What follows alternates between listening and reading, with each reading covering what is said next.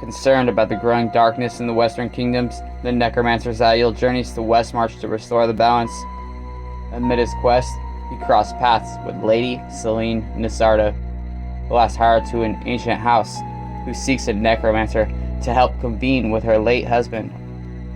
But as they summon Lord Nisardo's spirit in the moldering crypt beneath the family estate, Zael and Celine stumble upon something unexpected. A sinister plot to unleash the demon Astraga and his minions on Sanctuary. While Celine and Zael become entangled in a web of alliances and intrigues that embroil both the nobility and Celine's bloodline, Astraga's allies work to prepare a horrific ritual to ensure his coming. The key to his return, the Moon of the Spider, is at the heart of the mounting evil in Westmarch. But who wields the malevolent artifact? And to what end? Well,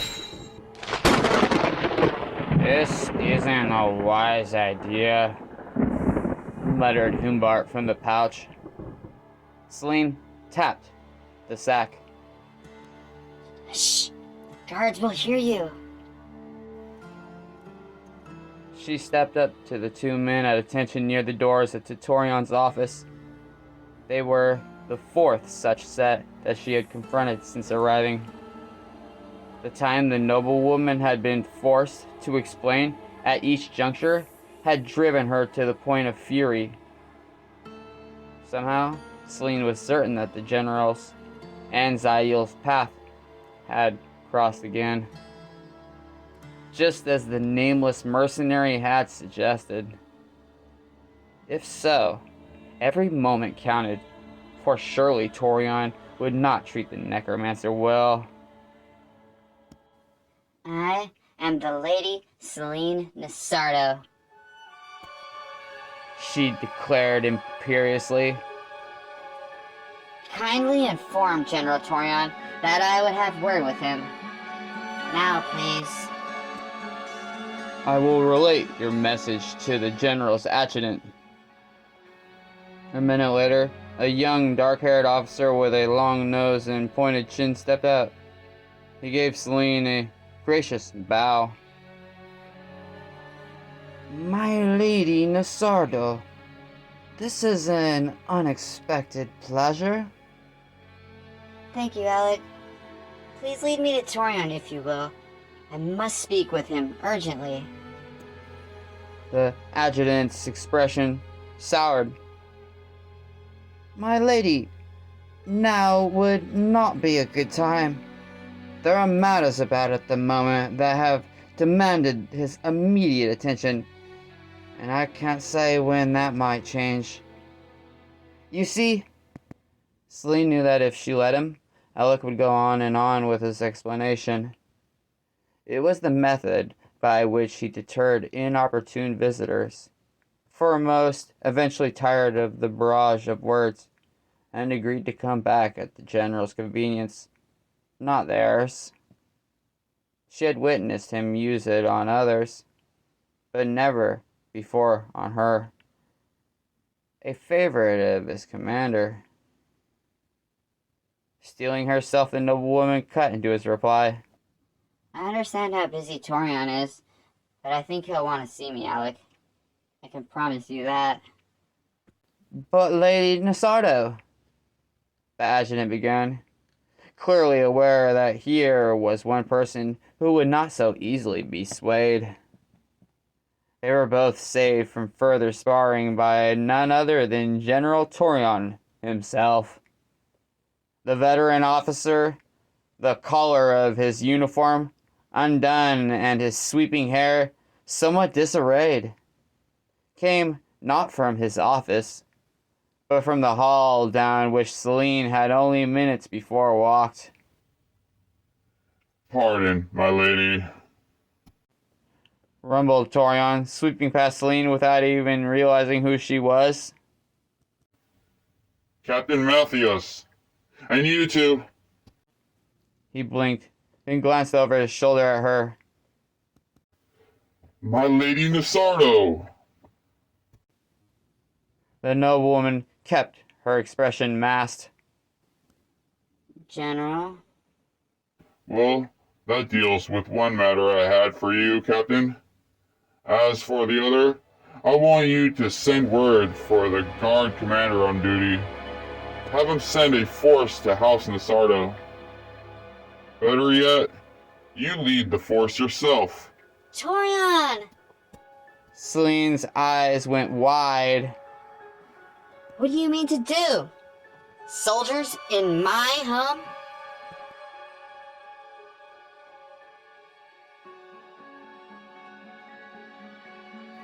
Ignoring her outburst, the general continued. The men are to treat the home with the utmost respect, but also are commanded to search every room. I want to verify that he is not hiding there. As an afterthought, he pointed at the 2 sentries. Take these 2 with you. I'd like to speak to the Lady Nasardo alone.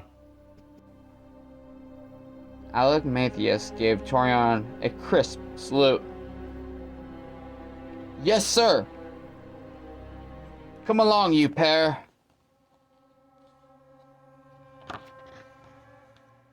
As the trio marched off, Celine's longtime suitor finally focused his full attention on her.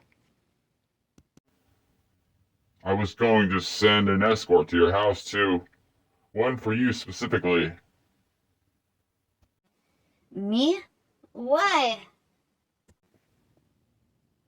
His voice softened slightly. To make sure that you were not there during the search. I'm trying to protect you. Celine, I've warned you about that grave desecrator. Now he's added murder of the most heinous sort to his deeds. I've not seen such butchery, even on the field of battle. The guard wasn't innocent. Her fears heightened. He could only be talking about something concerning Zail. Torian, what's happened? Your friend the necromancer was brought in by the city guard just barely before the Zakarim elite got a hold of him. There was a claim that he was trying to cast a spell over the crowd at the tavern, then used his powers on the church's faithful. How much of that was true? I didn't care at the time. So you had him arrested and thrown in a cell? He looked offended. Would you have preferred him to be purified by the church? In retrospect, I wish I'd let them have him. I tried my best for him because of you, Celine, and a good man's been slaughtered because of it. Not to mention that somehow that damn sorceress escaped from the inescapable. Celine, the guard was literally torn to pieces. Dismayed by that, but still secretly relieved that the necromancer was not a prisoner, Celine thrust a finger at the soldier's armored chest. Zail is no murderer, Torian. He's only done what he could for me, and nearly died because of it. He's a good man, one I trust. He's beguiled you. I warn you of him. The Zakarim already asking about you, you know. If I can give them Zail, then I think they'll turn a blind eye to you. He shook his head. Just when I thought that matters were changing for the better, the king finally acting like a man. Ignoring his change of subject, the red-haired woman turned away. If Zail was not here, then it stood to reason that he would return to her home, which meant that she somehow had to go there too before the men Torian had just dispatched arrived. A heavy hand tightened on her arm. I wouldn't suggest going right now, Celine. I must insist, in fact.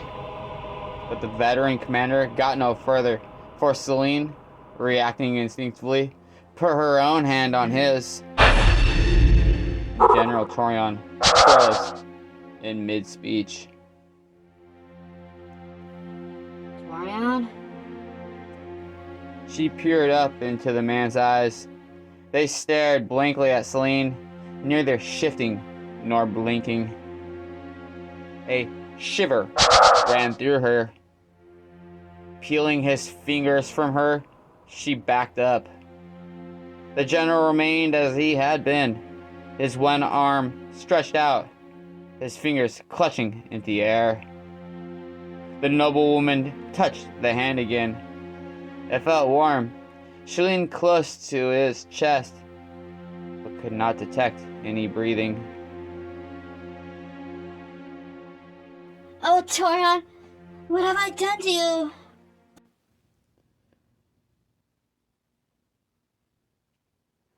What's the matter, lass?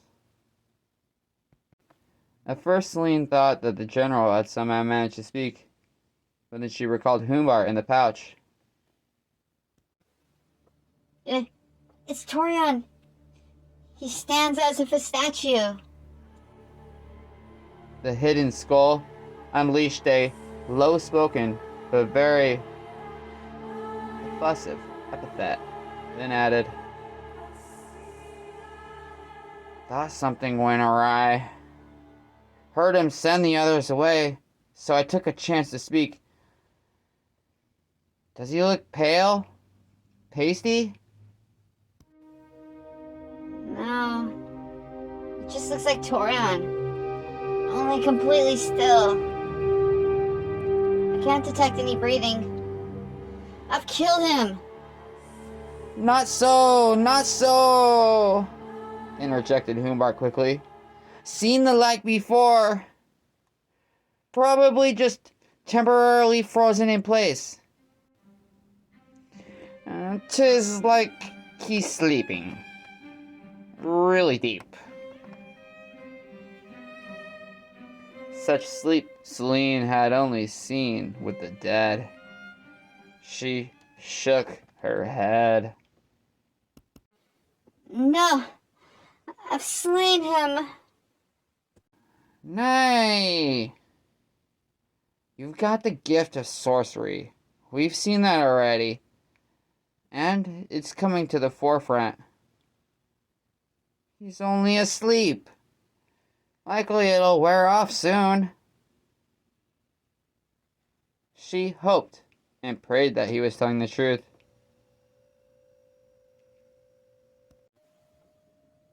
Is there anything I can do? The skull gave a grunt. I can't tell you what to do in that respect, my lady. But me? I'd be chasing after Zail. I would.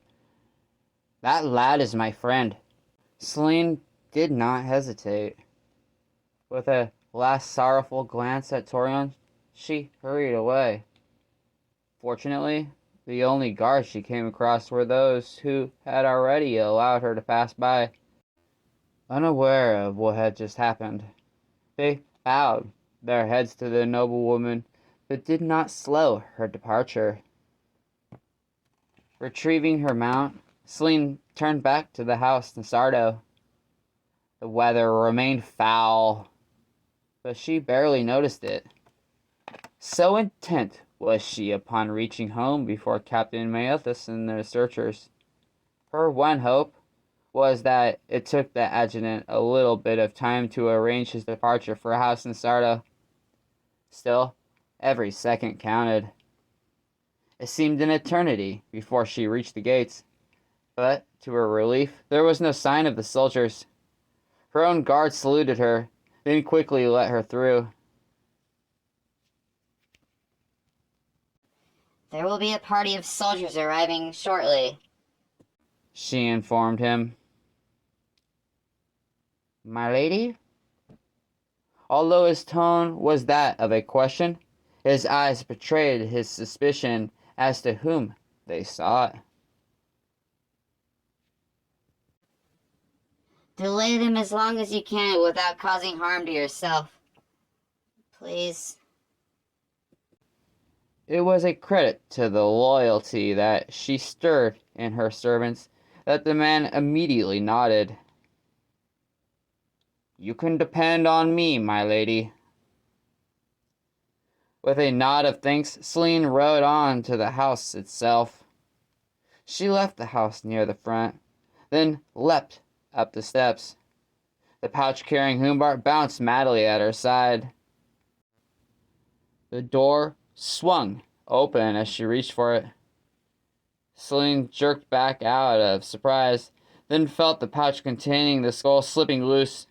She caught the sack just as the strings holding it to her belt came completely undone, then glanced up at the figure in the doorway. I was wondering where you'd gone to, remarked a surly Sardak. Yes, I know. Zail. You slipped out even though I was listening for you. By the time I knew what had happened, you were gone into the night. I almost followed after, but I was afraid we'd miss each other. Holding the pouch in one hand, she pushed past him. I've got no time for this. It could be here at any moment. Where is he? In his room? Who? The necromancer? I've not seen sign of him, and I've been in the sitting room at this point waiting for either of you. Zail was not here? Celine tried to think. She had been so certain that he would come here. To her. Then, the noblewoman recalled the tragic scene that Torian had described. Although she was certain that Zail had not been responsible, clearly something had taken place, and the necromancer would have been caught in the heart of it. At that moment, both siblings heard shouts from the gates. Sardak swung the door shut. Friends of yours? Captain Manthus and a squad of guards. They're here to search for Zail.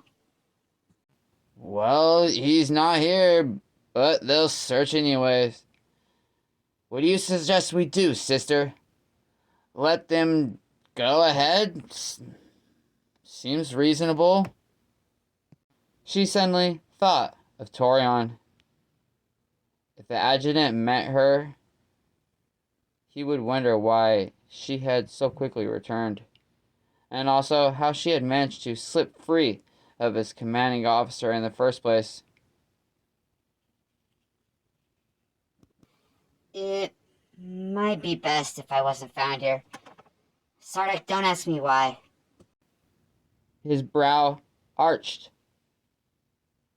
And to think I always considered myself the reckless one. How you changed, Celine. He frowned. But you can't very well hide from them. Torian's lapdog is nothing if not efficient. He'll peek in every nook and cranny, that one will. Her mind raced. There was only one place she could imagine him not entering. Then I'll hide in the crypts. Humbart started a muffled protest, but a stunned Sardak cut him off. You're not serious? After what you described? Better to face the captain. What could you have possibly done that would make you even consider that place? I can't tell you. She started toward the back of the house, Sardak following. Besides, I'm not going all the way down, just to the stairs. There are some alcoves. I can wait there. You might go down there, Celine. No, it would be considered sacrilege. It's one thing to search the house and even the ancient dungeons, but another to disturb the rest of the ancestors of one of the oldest houses in Westmarch. He'll have to go back to the general for permission, and that will buy us some time, I think. Sardak shook his head. I'm just dying to know what terrible things you've done. Later, Sardak. He guided her to the entrance, but the noblewoman stopped him from coming any farther. I leave it to you to deal with them. Celine murmured. Please, for me, don't... Don't fail? Fear not. I won't let you down. That's not what I was going to say. Celine touched his cheek. I know you'll do just fine. You always do. What I don't want you to do is to risk yourself unnecessarily. But that's what I do best, he replied with a grin. Then his grin faded, some as a sound from the front of the house reached him. Best you go now. I'll deal right with them. You won't have to worry. With a last grateful glance, the noblewoman descended. The painful memories buried in the old cells stirred as she entered the area.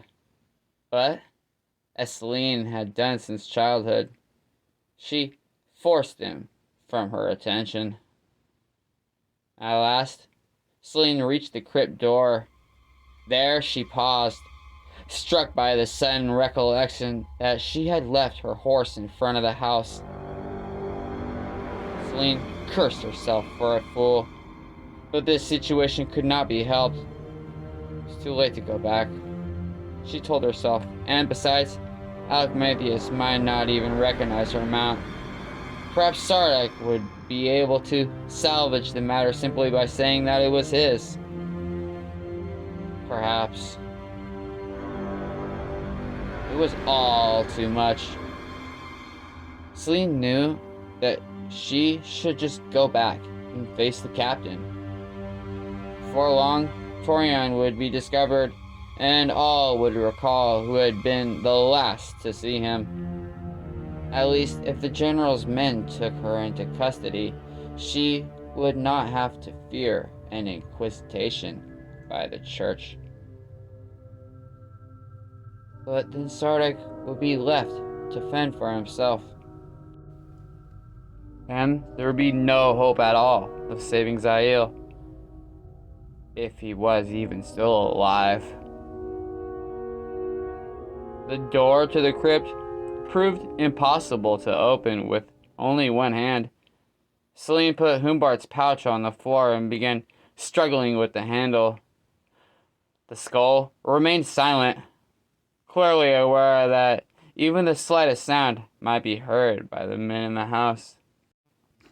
As she pulled, she thought again of Zael. Had the same monstrous force that had attacked them below succeeded in taking him from the cell?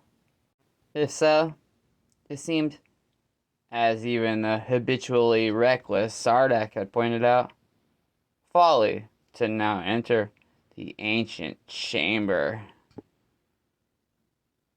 But there truly was nowhere else to hide that Torion's adjutant would not search. The very thorough Captain Matthias would journey all the way down into the old dungeons, but he would go no further, not even if he suspected that there was someone in the crypts. That definitely required a higher authority. Or so she kept hoping. To her dismay, voices suddenly could be heard above. Eyes fixed on the corridor behind her, Celine gave the door another harsh tug. With a creak, it opened just enough for her to slip inside. The voices grew louder, more strident. They seemed to be nearing her.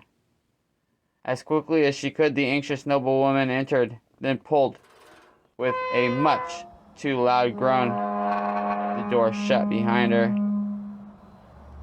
The instant it did, Celine was struck by an uneasy sense that she was not alone in the crypt. She stared down the darkened steps, certain that she saw movement. A voice just outside made her start. How had the soldiers gotten to the crypt so quickly? Celine stepped away from the entrance, surprised that the search had already drawn so close. Had they forced the truth out of Sardak? Surely the captain would not go that far. Not certain what else to do, Celine descended several steps to one of the alcoves that she had mentioned to her brother. Falling back into it, the Lady Nasarda waited for the soldiers to either enter, despite the sacred restrictions, or to continue on elsewhere. The sense that she was not alone swept over her again. Celine shivered, caught between desire not to be discovered and her memories of her last visit here.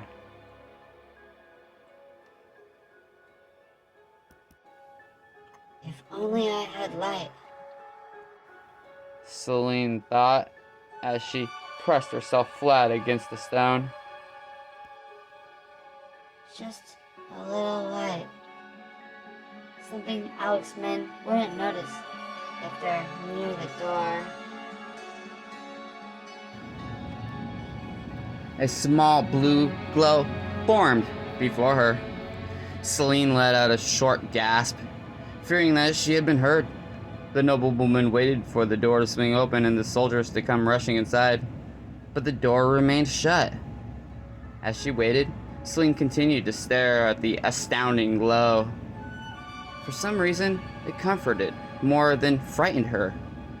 Celine gave it some thought and finally realized that she was the cause of it.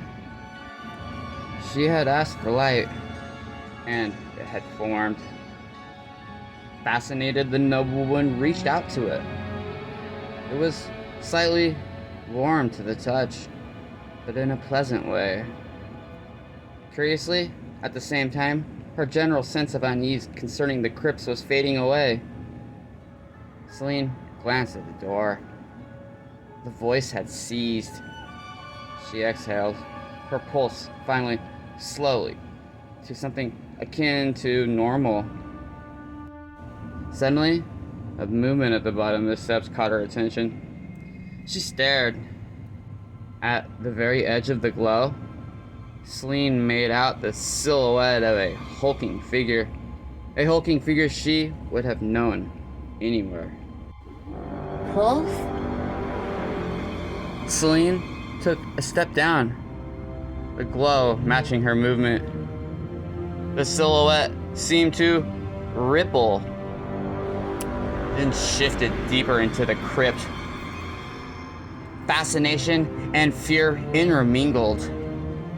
Momentarily forgetting Captain Mathias' searches, the noblewoman slowly winded her way down.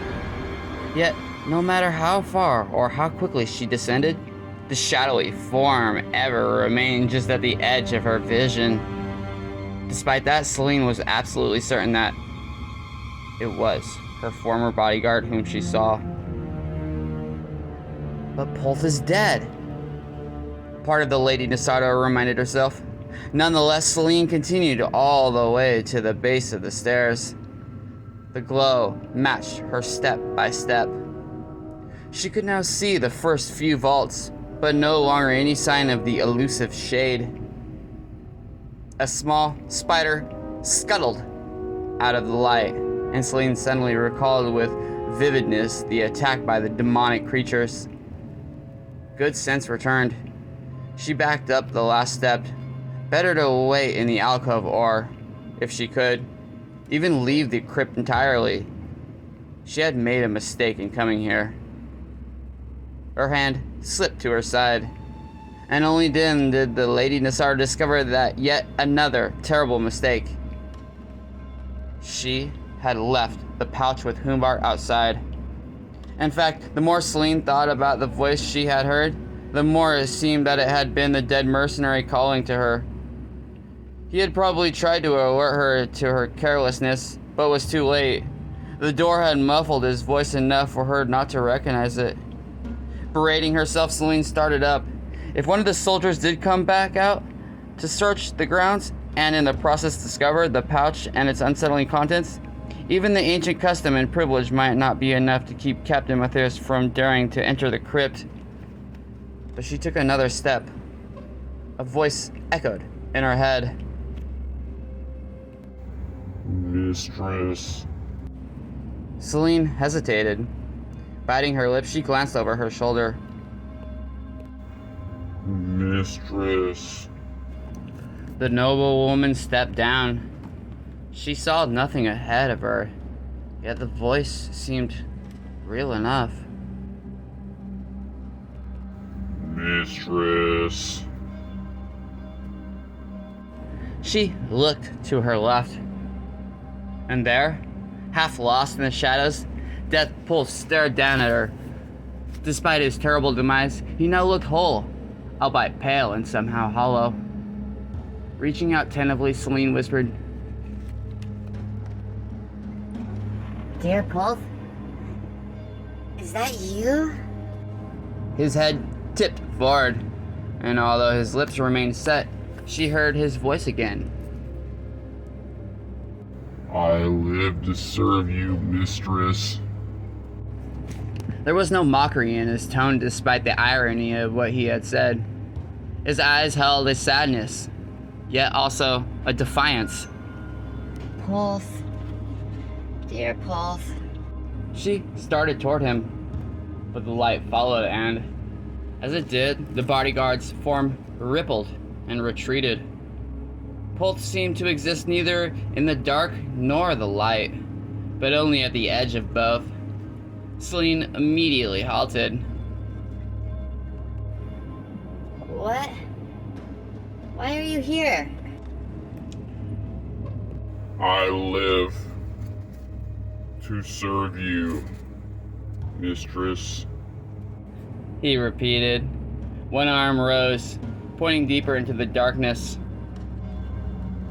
The truth. There. What? What are you talking about? There. Mistress. The truth. About Nisardo. And Jitten.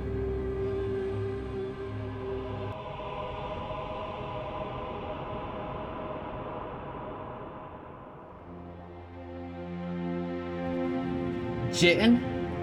For this apparition of her loyal servant to mention the name of Aldrich Jitten now meant that Pult had indeed discovered something most foul. Aware of what both Sardak and Zayo would think of her foolhardiness, Celine Nisardo followed the specter's arm. The light continued to match her like a twin, unveiling more and more of the crypt as it went. She expected Pult to vanish, but instead the figure continuously rippled wherever the edge of the light happened to be. No matter how many steps Celine took, the dead bodyguard was always the same distance at her left side. Despite what he was, the noblewoman found herself taking a peculiar comfort from his presence. To her surprise, the bodies of the creatures who had attacked them still lay where they had fallen. Rats nibbling on the rotting carcasses looked up as the light fell upon them, but most did not retreat from their feasting. Celine eyed the corpses with more curiosity than revulsion. For some reason, she had expected them to all have vanished, as if they had been nightmares. That they had not done so emphasized the danger she had faced, yet put a mortal touch to it. These creatures had died as men could die, as Pulth had. Even as she thought the last, Celine walked past the spot where Pult had perished. Fortunately, there was nothing left to be seen. The Rathmanian spell had been very thorough. Full of feeling, she looked at the shade. Polth, can you ever forgive?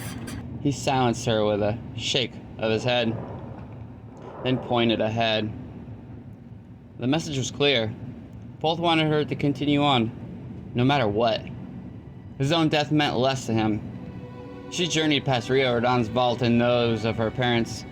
Soon the names she could make out became ones only vaguely known to her, if at all. The style of markings grew archaic, and the cracks in the stone were common.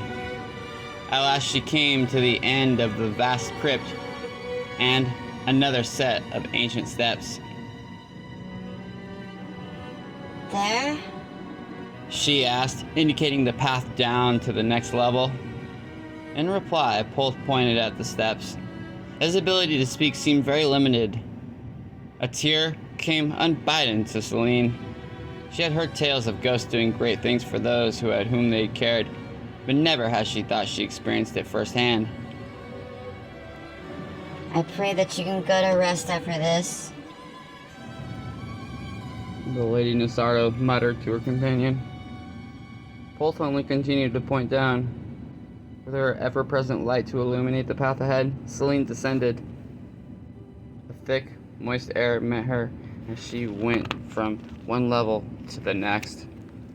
The noblewoman coughed, but did not stop. This level was not unknown to her. Servants who had shown deep loyalty and devotion to the Nisardo house were entombed here. While these vaults were not as elaborate as those of the family itself, they still represented an honor to those granted final rest here.